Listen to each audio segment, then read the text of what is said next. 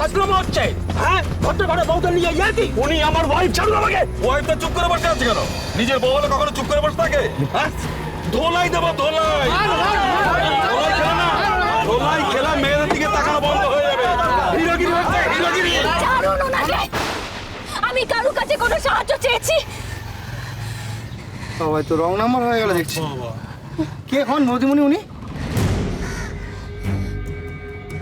আমার স্বামী। আগে বললেই হতো, বাড়ি ঝামেলা রাস্তায় না দরকার কি।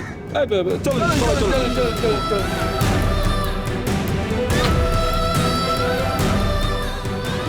মাফ করবেন দাদা, আমার ভাড়াটা মিটে দিন। ওয়েটিংয়ে অনেক টাকা উঠে গেছে। কত ভাড়া? 200 টাকা দিন।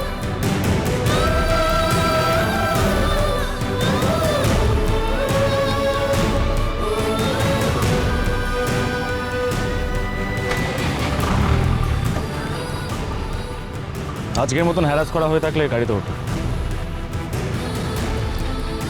হ্যালো হ্যালো, শোনো,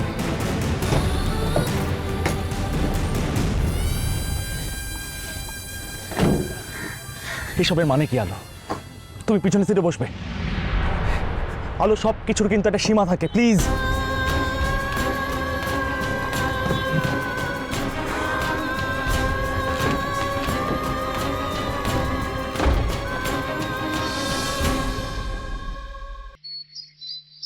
কই বড় বৌমা?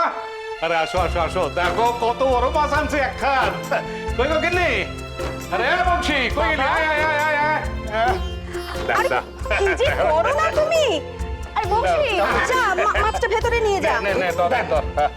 ও আরে বাড়িতে একটা পোয়া দেবো, একটু ছোঁয়া ছানা মানবে না?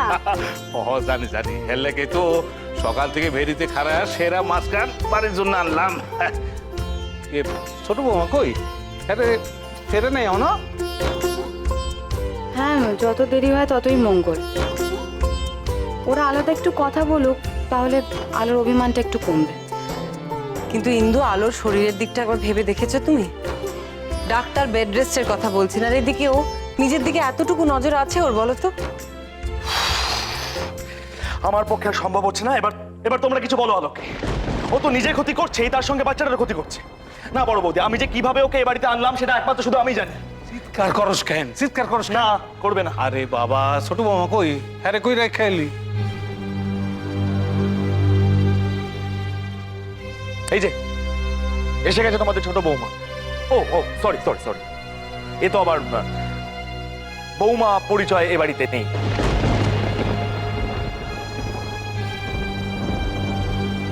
বাবা প্লিজ একটু জিজ্ঞেস করবে যে আমি ঠিক কি কি করলে, ঠিক কোন কাজগুলো করলে বা কি করলে ও একটু নিজের সন্তানের যত্ন নেবে। প্লিজ জিজ্ঞেস করো না। ও কেন বুঝতে চাইছে না? ওটা তো আমারও সন্তান।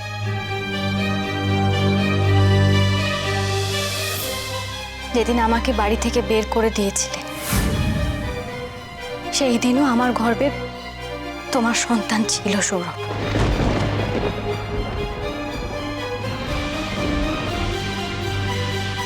বাইরে ঝড় উঠেছিল, আমি আমি বাধ্য হয়েছিলাম একা এই বাড়ি ছেড়ে চলে যেতে। আলো, তখন তো তুমি আমাকে বলোনি যে তুমি প্রেগনেন্ট ছিলে, বলেছিলে কি? আমি নিজেও জানতাম না, আর জানলেও তোমাকে জানাতাম না, কারণ সেই অবস্থায় ছিল না।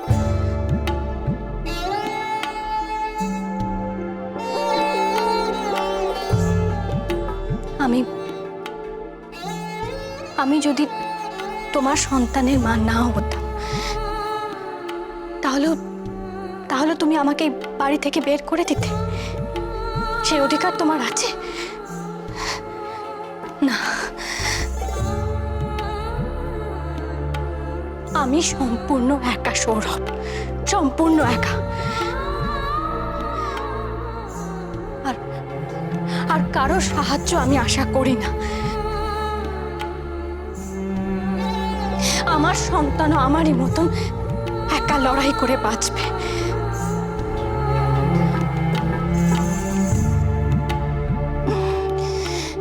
যাই হোক,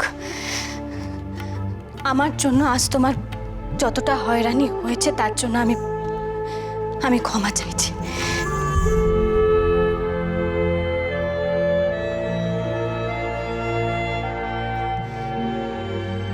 আমি ক্লান্ত, ঘরে যাচ্ছি।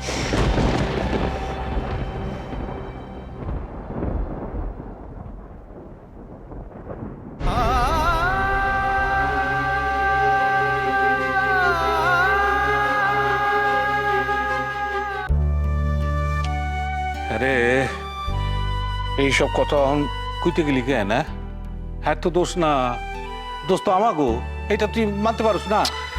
আমি সব বুঝতে পারছি বাবা, আমি সব বুঝতে পারছি, কিন্তু চোখের সামনে এই সমস্ত জিনিস আমি কি করে সহ্য করব, কি করে দেখবো বলো তো?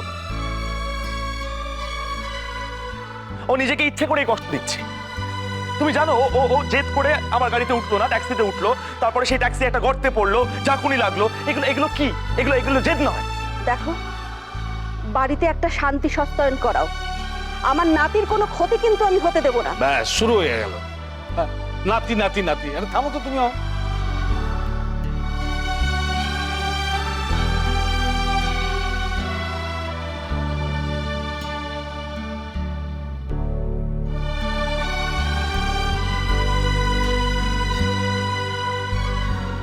ছোট গোগা, আমাগো বললে চলবো না যে আলো এখনো স্বাভাবিক হয় নাই। স্বাভাবিক ব্যবহার ওর কাছ থেকে আশা করা যায় না। বাবা শোন শোন শোন, হ্যাঁ অনেক কষ্ট করছে, অনেক কষ্ট করছে। আমাকে ধৈর্য ধরে আরে বুঝাই তুইব, আরে খুশি রাখতেইব, যত্ন করতেইব। এই দায়িত্বটা তোমার, বুঝলা? তুমি যে হ্যারে কতখানি মর্যাদা দাও এটা আগে হ্যারে বুঝাইতেইব, বুঝলা?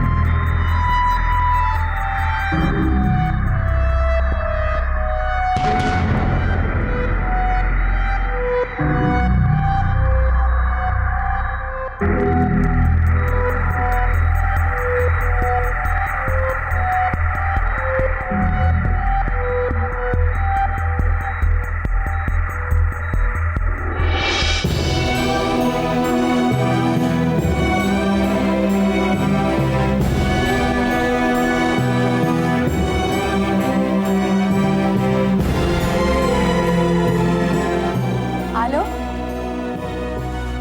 আলো, আলো কিছু খেয়ে নাও, দরজাটা খোলো। আলো, আলো ভাই রাগের মাথায় কথাটা বলেছে, প্লিজ কিছু খেয়ে নাও তুমি। কিরে দিদি, দরজা খুলছে না নিশ্চয়ই? না। আলো, বর্দি আমাকে একটু একলা ছেড়ে দাও, একলা ছেড়ে দাও আমাকে। আমি এখন খাওয়ার অবস্থায় নেই। শোন দিদি, তুই কিন্তু একদম ছাড়িস না। তুই চেষ্টা কর যাতে দরজাটা খোলে। আমার না কি যে হয়, রাগ করলেই মুখ দিয়ে যা মনে আসে বেরিয়ে যায়। আই এম সরি, আর কোনোদিন হবে না, প্রমিস প্রমিস। তুই প্লিজ ট্রাই কর। এখন চল ভাই, ওকে একটু একা থাকতে দে। পাগলামি করিস না, চল এখন।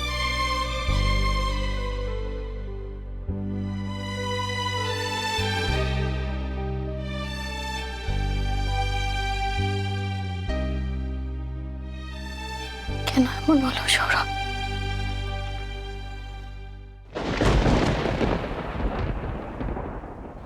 কেন আমাকে অবিশ্বাস করলে সৌরভ? কেন এত কষ্ট দিলে আমাকে? এত কষ্ট দিলে যে আমি মা হওয়ার আনন্দটুকু তোমার সাথে ভাগ করতে পারছি না।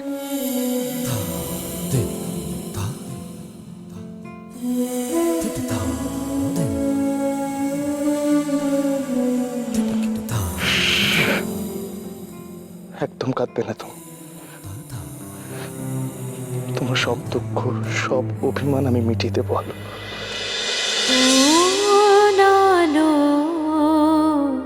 লাগলো চোখে